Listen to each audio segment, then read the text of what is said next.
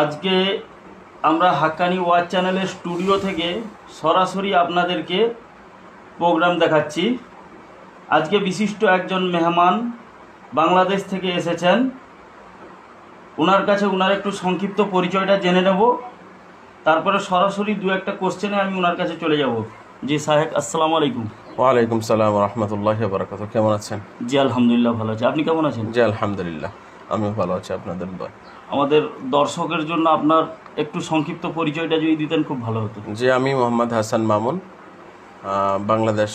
আমি জন্মস্থান আমার বাংলাদেশ, এবং বাংলাদেশে আমি একটি মসজিদে কর্তব্যরত আছি, দায়িত্বরত আছি, এবং পাশাপাশি এক মাদ্রাসায় হাদিস দরস প্রদান করে থাকি।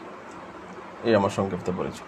জি মুফতি সাহেব, আমি শুনেছি আপনি আমাদের ইন্ডিয়াতে ভারতবর্ষে দেওবন্দ মাদ্রাসা সাহারানপুর থেকে আপনি ফারেক হয়েছেন। জি। ঝালকাঠি এনএস মাদ্রাসার আপনি মোদাররেস ছিলেন। জি। তো আমার প্রশ্ন এই জায়গায়, আপনি দেওবন্দ থেকে ফারেক হয়ে এসেছেন, একটা অত বড় বাংলাদেশের শিক্ষা প্রতিষ্ঠানের আপনি মুহাদ্দিস ছিলেন। জি। আপনি চাইলে ওই জায়গা থেকে দাঁড়িয়ে পার ডে 50,000 থেকে 1 লক্ষ টাকা রোজগার করতে পারতেন, কিন্তু আপনি সেটা করেননি। সব কিছু ছেড়ে ছুড়ে দিয়ে আজকে কলকাতার হাক্কানি আঞ্জুমান দরবারের সাথে সংযোগে এসেছেন। জি। তো আমার বলার উদ্দেশ্য এটাই যে এখানে তো বিনা পয়সা দিন দুনিয়ার দরবার, এখানে তো কোনো ওয়াজ নসিহত করে কোনো পয়সা করেই কামাই হয় না। তারপরও আপনি কিভাবে ওই জায়গা থেকে ছেড়ে এখানে এসেছেন যেখানে আপনি চাইলে মানে পার ডে 1 লাখ টাকা রোজগার করতে পারতেন? জি। জি। জি আশিক ভাই, অত্যন্ত সুন্দর প্রশ্ন করেছেন। আলহামদুলিল্লাহ, আমি বাংলাদেশের বিখ্যাত শিক্ষা প্রতিষ্ঠান মাদ্রাসা বোর্ডের শীর্ষে ফলাফল ঈর্ষণে সাফল্য বয়ানে যে মাদ্রাসা ঝালকাঠি এনএস কামিল মাদ্রাসা, এই মাদ্রাসার আমি মুদাররিস ছিলাম। আপনি যে প্রশ্নটা করেছেন, আমি ইচ্ছা করলে অনেক টাকা পয়সা ইত্যাদি দিনের কথা বলে ওয়াজ নসিহত করে বর্তমানে যে এই ইসলামের সংকটাপন্ন অবস্থায় আইসা যখন বিভিন্ন জলসায় বিভিন্ন সভা মাধ্যমে যখন ওলামায়ে কেরাম কোরআন হাদিসের ব্যাখ্যা করে, আলেম সমাজ আজকে কোরআন সমাজের ব্যাখ্যা করে, মানুষদের কাছ থেকে গণছাদা উত্তোলন করে ইত্যাদি টাকা পয়সা নিয়ে 30,000, 40,000, 50,000 টাকা, 1 লক্ষ টাকা কেউ কন্ট্যাক্ট করে, এরকমভাবে দিন প্রচার করে থাকে। আসলে এই বিষয়টি আসলে আমি লক্ষ্য করে দেখলাম যে আসলে তো এভাবে দিন প্রচার করাটা কোনোভাবেই কাম্য নয়, এবং কোনোভাবেই আল্লাহ এবং তার রাসূল কর্তৃক স্বীকৃত নয়। আল্লাহ পাক রব্বুল আলামিন স্বয়ং কোরআনে ইরশাদ ফরমান, যারা কোরআনের বাণী প্রচার করে, যারা আল্লাহর কোরআনের আয়াতকে প্রচার করে, এর বিনিময় গ্রহণ করে, লা ইয়াশতারুনা বিআয়াতি সামানান ইন্নাল্লাযিনা ইয়াশতারুনা বিআয়াতি সামানান কলিলা, যারা আমার কোরআনের আয়াতকে সামান্য তুচ্ছ সম্পদের বিনিময়ে, সামান্য মালের বিনিময়ে আমার আয়াতকে, কোরআনের আয়াতকে অর্থাৎ আল্লাহর দ্বীনকে প্রচার করে, উলাইকা লা ইয়াকুলুনা ফি বুতুনিহিম ইল্লান নার, তারা কেবল তাদের পেটের ভিতর আগুন ব্যতীত আর কিছুই পেট ভরে না, পেটে আপনার কি করে না, উদর পূর্ণ করে না। সে প্রেক্ষিতে আমি চিন্তা করে দেখলাম আসলে ওইভাবে দিন প্রচারের মধ্যে আসলে মানুষের যে একটা মানসিক তৃপ্তি, একজন প্রকৃত মানুষের মানসিক তৃপ্তি আসে না।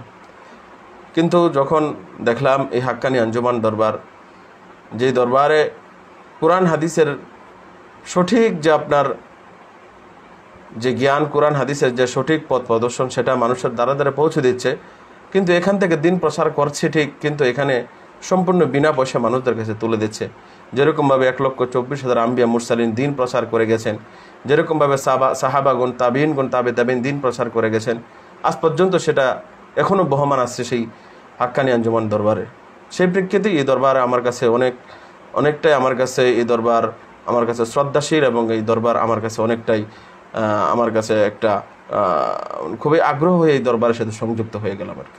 বর্তমান আলেম সমাজ এখন দিন প্রচার করে যে হাদিয়া নেওয়া বা দাবি করে কন্ট্যাক্ট করে টাকা নিচ্ছে, এরা বর্তমান এটাকে জায়েজ বলছে। যে অনেক মৌলানা সাহেব যুক্তি খাড়া করছে যে আমরা কোরআনে এমন কোনো আয়াত পাইনি যে দিন প্রচার করে বিনিময় গ্রহণ করা যাবে না। তো সেই বিষয়ে আপনি কি বলবেন?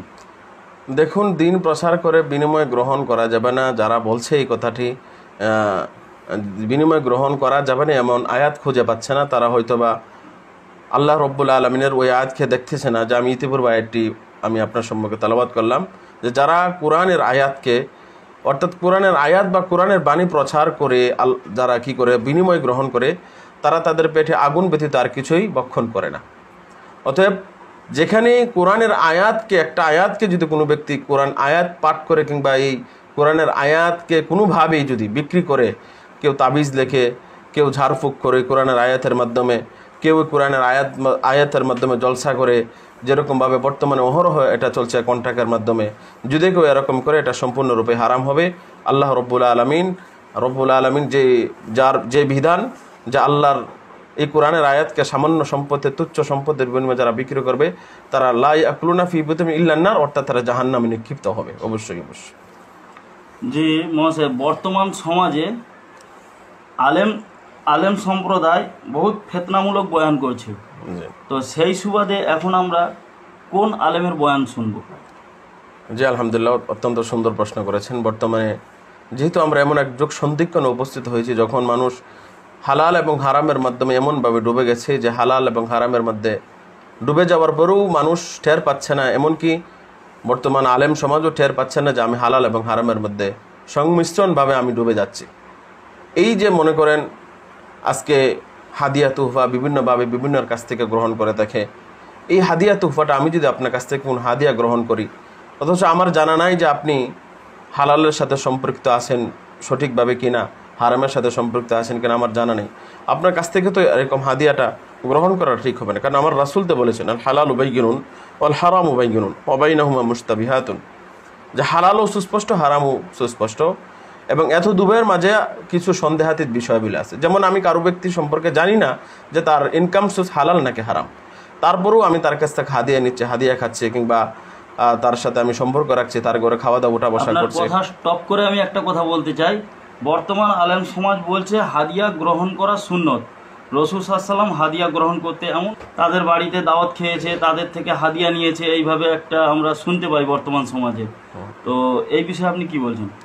রাসূলুল্লাহ সাল্লাল্লাহু আলাইহি ওয়াসাল্লাম এরকমভাবে যাদের সাথে রাসূল সাল্লাল্লাহু আলাইহি ওয়াসাল্লাম যে সমস্ত সাহাবাদের কাছ থেকে হাদিয়া নিয়েছেন কিংবা হাদিয়া গ্রহণ করেছেন, এটা সুন্নত, হ্যাঁ ঠিক আছে, কিন্তু রাসূল ওই সমস্ত সাহাবাদের কাছ থেকে হাদিয়া নিতেন, রাসূল যে সমস্ত সাহাবাদের ইনকাম সোর্স অর্থাৎ তাদের আয় ব্যয় সম্পর্কে রাসূল সাল্লাল্লাহু আলাইহি ওয়াসাল্লাম জানতেন তাদের কাছ থেকে, কিন্তু রাসূলুল্লাহ সাল্লাল্লাহু আলাইহি ওয়াসাল্লাম তো কখনোই হারামের সাথে কখনোই তিনি সমঝোতা করা চলতেন না। এমনকি সুদ ঘুষের সাথে আমার রাসূল এবং আমার স্বয়ং আল্লাহ তেনারা কী করেছেন? যুদ্ধের ঘোষণা করেছেন। যারা সুদ খাবে, যারা সুদের সাথে সম্পর্ক রাখবে, তারা আল্লাহ এবং তার রাসূলের সাথে যুদ্ধের সামিল। সে প্রেক্ষিতে আমার রাসূল তো কখনোই যে সমস্ত লোক দীর্ঘক্ষণ হারামের সাথে সম্পর্ক ছিল তাদের থেকে তো রাসূল কখনোই কী করতেন না?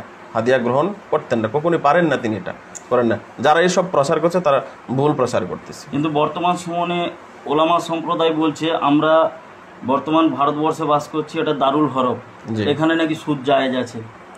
না, দেশের আইন সম্মত কি বলবেন? না, বা দারুল হরফ যদি হয়ে যায়, ভারত যদি দারুল হরফ হয়ে যায়, তাহলে তো এখানে প্রত্যেকটা মানুষের দারুল হরফ কাকে বলা হয়? আল হারব মানে যুদ্ধ করা, দার মানে ঘর, মানে যেখানে গৃহযুদ্ধ লেগে যায় তাকে বলা হয় দারুল হরফ। আর আজকে তো এখানে ভারতবর্ষে তো যদি দারুল হরফ হয়ে যেত, তাহলে আজকে আমি এখানে আসা হাক্কানি আঞ্জুমানের দরবারে এসে আমি এখানে আজকে বিভিন্ন জায়গায় আমি জলসা মজলিস করতেছি, কোথায় তো বাধা বিপত্তি হচ্ছে না। বরঞ্চ এখানে যেরকম স্থানীয় ওলামায়ে কেরাম যেভাবে তারা আলহামদুলিল্লাহ যেভাবে তারা সত্যের বাণী প্রচার করে যান, দেখছি যেভাবে যে তারা নির্ভয়ে বাণী প্রচার করে যাচ্ছেন। তো সেই প্রেক্ষিতে তাদের যতটুকু নির্ভয় কাজ করে, আমরা আমাদের বাংলাদেশেও ততটুকু নির্ভয় কাজ করতে পারছি। বর্তমানে রাজনৈতিক যে দল আছে তাদের সবসময় কুণ্ঠাসার, তারা সবসময় ওলামায়ে কেরামদেরকে একটা ব্লেম এবং একটা কুণ্ঠাসার মধ্যে রাখেন। যারা সত্যটা সুন্দরভাবে বলতে গেলেও দেখা যেতেছে অনেক সময় জেল হাজতে তাদেরকে আপনার আটকে রাখা হয়। সে প্রেক্ষিতে ভারত তো কখনোই দারুল হরফ হতে পারে না। এটা তো দারুল হরফ না। যদি দারুল হরফই হতো তাহলে আজকে ভিন্ন দেশ থেকে, যে আমি বাংলাদেশ থেকে আসলাম, বাংলাদেশ থেকে আসাও সেটা বন্ধ হয়ে যেত। তো সেই হিসাবে যিনি কথা বলেছেন তিনি সম্পূর্ণ ভুল কথা বলেছেন। জি, অসংখ্য ধন্যবাদ। আমি একটা ছোট্ট আরেকটা প্রশ্নে আপনার কাছে চলে যাব। বর্তমান সময়ে আমরা পৃথিবীতে দেখছি বহু মানুষ নিজেকে আল্লাহর অলি বলে দাবি করছে। হাক্কানি যে আল্লাহর অলি চিনার উপায় কি? হাক্কানি অলি চেনার উপায় হলো যারা নিঃস্বার্থভাবে, যারা একদম আল্লাহকে রাজি খুশি করার জন্য, মানুষকে সঠিক পথ দিশার জন্য কোনো রকম পয়সা, কোনো রকম বিনিময় গ্রহণ না করে মানুষকে, যারা আল্লাহর পথে মানুষকে আহ্বান করবে, আমরা বলতে পারি কোরআনের আয়াতের ওই অনুকূল সূরাতুল ইয়াসিনের ইত্তাবিউ মান লা ইয়াসআলুকুম আজরা ওয়া হুম মুহতাদুন, আমার আল্লাহ বলে দিয়েছেন তোমরা কাদেরকে অনুসরণ করবে। আজকে আমাদের মাঝে আমাদের শেষ নবী জনাব হযরত আহমদ মুজতবা মুহাম্মদ মুস্তাফা রাসূল সাল্লাল্লাহু আলাইহি ওয়াসাল্লাম আমাদের মাঝে নেই, কিন্তু তার আদর্শ আজও রেখে গিয়েছেন। তার আদর্শ হাদিসে খুঁজলে পাবো, আর সেই হাদিস অধ্যয়ন করেছেন তা সাহাবাগণ, তাবিন, তাবেঈগণ, এরকম ক্রমবিন্যাসে এরকমভাবে আজ পর্যন্ত উলামায়ে কেরাম, এরকম অলি আল্লাহগণ আজকে রাসূলের সেই আদর্শকে তারা কি করেছেন, ধরে রেখেছেন, সমুন্নত করে রেখেছেন। ঠিক তদ্রূপভাবে আমার আল্লাহ বলেছেন যে তোমরা অনুসরণ করবে, কাদেরকে অনুসরণ করবে, মান লা ইয়াসআলুকুম আজরা ওয়া হুম মুহতাদুন, যারা তোমাদের কাছে কোনো রকম বিনিময় গ্রহণ না করেই তারা কি করে মানুষদেরকে হেদায়েতের প্রতি মানুষদেরকে আহ্বান করে। সে প্রেক্ষিতে বলা যেতে পারে যারা ওই আয়াতের অনুকূলে মানুষদেরকে আল্লাহর পথে ডাকে তাদেরকে নির্দ্বিধায় অনুসরণ করা যায় এবং অনুসরণ করাই তাদেরকে কর্তব্য। অসংখ্য ধন্যবাদ মুফতি আল মামুন কাসেমি সাহেবকে। আমাদের চ্যানেল অনেক গর্বিত, আজকের বিশিষ্ট মেহমান বাংলাদেশ থেকে আগত, ওনাকে আমরা পেয়েছি। আমাদের হাক্কানি ওয়াচ চ্যানেল অনেক গর্বিত এর জন্য। আজকের ভিডিও মূলত এই পর্যন্ত। আপনারা যারা আমাদের চ্যানেলে নতুন, ভিডিওটি যদি আপনাদের ভালো লেগে থাকে দিনের স্বার্থে ভিডিওটি বেশি বেশি করে শেয়ার করবেন এবং হাক্কানি ওয়াচ চ্যানেলটি সাবস্ক্রাইব করে আমাদের পাশে থাকবেন। জি, আসসালামু আলাইকুম। সুস্থ থাকবেন, ভালো থাকবেন, অসংখ্য ধন্যবাদ।